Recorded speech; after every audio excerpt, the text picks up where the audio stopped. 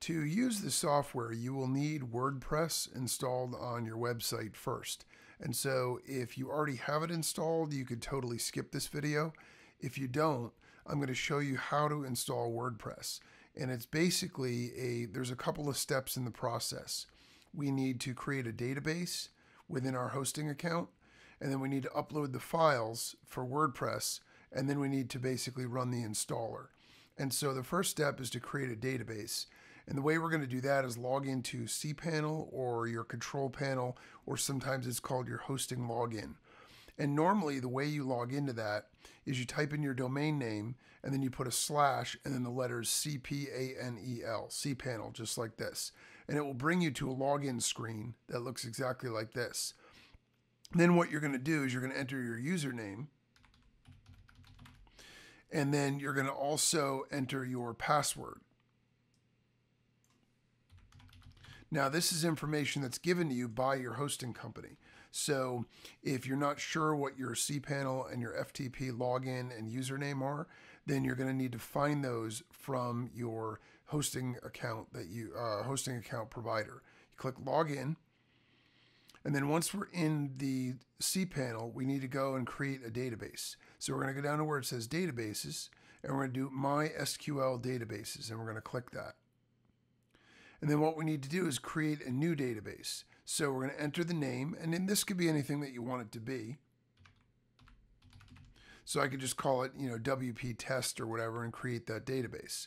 Now, what you're going to want to do is you're going to want to actually copy down the full name of the database here. You'll notice that instead of just being WP test, it has all of these other characters before it and then an underscore. We want to copy that whole thing, everything that's in the quotes.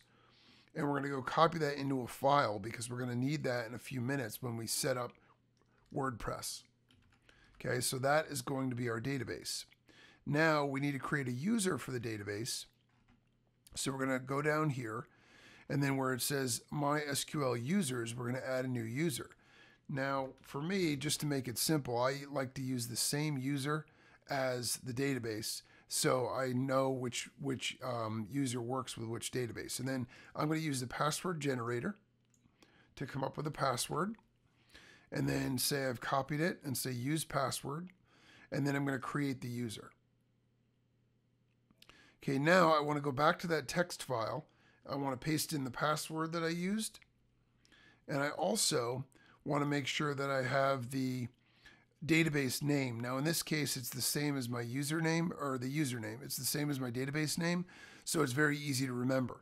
There's one more step here, and that is we need to add the user to the database. So we're going to add WP test user to WP test database. We're going to click add, and then we want to do all privileges. And then we're going to click make changes. Okay, so now our database is set up, it's ready to go. Now we just need to get WordPress and we need to upload the files.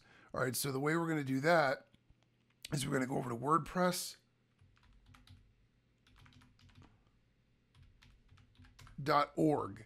Okay, you're going to go to WordPress.org, and then you're going to click on the blue button that says download WordPress right here. That's going to give you the newest version of the software. And so you can download that wherever you want. I'm just going to download it to my downloads folder. Okay, then we're going to open that folder, and we're going to right click, and we're going to extract those files. We need to unzip those files. Now this is the long way of doing WordPress. If your cPanel account may come with something called Fantastico, or there's a few other versions of the software now called different things, that will allow you to automatically install WordPress in one click. And so you could certainly go that route. I'm just showing you the long way around in case you don't have that shortcut. Sometimes in your cPanel, what will happen is if you come down to where it says either software or sometimes it's services. So you got software here. Sometimes you will have like Softaculous is one of the automatic installers. So you could click on that. And then if you have WordPress, you could just click here and do install. Now for me, I don't actually have that because I'm using the free version of Softaculous. But if the hosting account that you have uses this, This is all you would need to do. And then you would just click install and follow the prompts, and it would set it up for you. You'd enter your information here, and then you'd set up your WordPress information here, and it would do the whole thing for you. So that's the easy way. The way I'm showing you is more complicated, but it works every time. So it works no matter what your hosting situation is. Now, the next thing that we need to do is we need to log in by FTP, or File Transfer Protocol. We need to upload those WordPress files to our hosting account. Now, the software I'm going to use to do that is called FileZilla, F-I-L-E-Z-I-L-L-A, and you could just do a search for that, and you could download it for free. You install it to your computer, and then when you run it, it pulls up a window that looks like this. Now, over here in this column, or this block, these are all the files that are on your computer. Over here, these are all the files that are on your server or on your actual website. And you can see right now it says not connected to any server, because we need to connect to it first. So up at the top, you'll see host name, you'll see username, and you'll see password.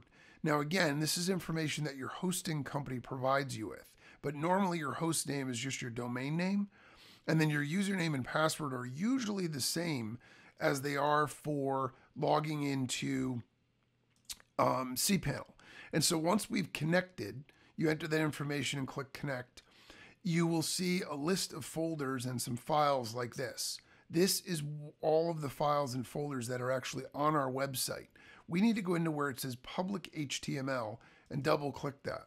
These are all the files. Anything in the public HTML folder will be visible on your website. So now over here on the files in our computer, we need to go in and we need to find the WordPress files that we just downloaded. Okay, so we're going to go in and we're going to look for WordPress, and it was 4.4. We're going to go all the way in to the WordPress folder until we see 3 folders: WP Admin, WP Content, and WP Includes, and then a bunch of files. Then we're going to click there. We're going to do Control A to highlight and select it all, right click, and then upload. We want to upload every single one of those files up to our website, because this is how we're going to install WordPress. You'll notice at the bottom, it shows you the queued files. All of these need to upload. This needs to get down to 0 before we're ready to continue. So I'm going to pause the video, and when that gets to 0, I'll pick it back up. Okay, you can see now we're down to about 80 something files. So it's about to finish up, and then we're going to be able to go ahead and customize a couple of settings just to make it so the installer will run. Okay, so almost all the files now are uploaded to our website. We're getting down there. We're under 40 now. And then the next thing that we're going to need to do as soon as this gets all the way down to 0 is we need to actually enter that database information. Okay, so now we're good. We're going to go to where it says wp-config-sample. The first thing we need to do is we need to rename that file and get rid of the word sample. So it should just read wp-config.php, and we're going to save that. Now, this is the file where we need to enter our database information that we created. So we're going to right click and do View Edit, and it's going to open the file. Now, we need to go right down here to where it says MySQL Database Username. And in these single quotes, it says username underscore here. That's where we're going to put in that full username that we pasted into the text file. So for me, it's podbrand underscore WP test. Okay, and then we've got the password, and we've got the database name. Now the database name, again, I chose the same one. If you have a different one, make sure it's different. So database name, database user, now the password. Okay, so I need to go get my password. And that is right there. And then the password here is going to go right there. I'm going to do Control V. Now we've got all the settings in there. So we're just going to save this file, and we're going to exit out, and then it's going to ask us if we want to save the changes, and we're going to say yes. Now our WordPress is uploaded onto our website.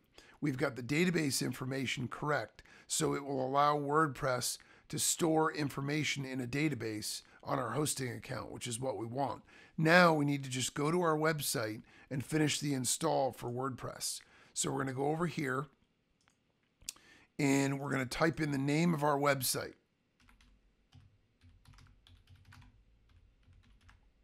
And when we do that, it's going to automatically pull up the install screen for WordPress. So you're going to choose your language. In my case, it's English. And then you could put in your site title.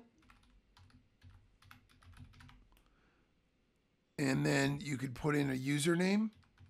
You might want to just use admin or whatever. And then you could choose a password. Okay, so you could choose that if you want, or you could change it. And then you're going to enter an email address. And this is going to be useful just for getting, if there are any information about the website or errors or alerts or new signups or whatever, it'll send it to you at this email address. And then if you want your website to be visible by search engines, leave this blank. And then you're just going to click the Install WordPress button. And then it will say success. It's all set. You can click on Login. And then you can enter your username that you just set up. And you can enter your password that you just created. And you can log into your site. And that is how easy it is to set up WordPress. And then once you have WordPress set up, you're ready to use the software.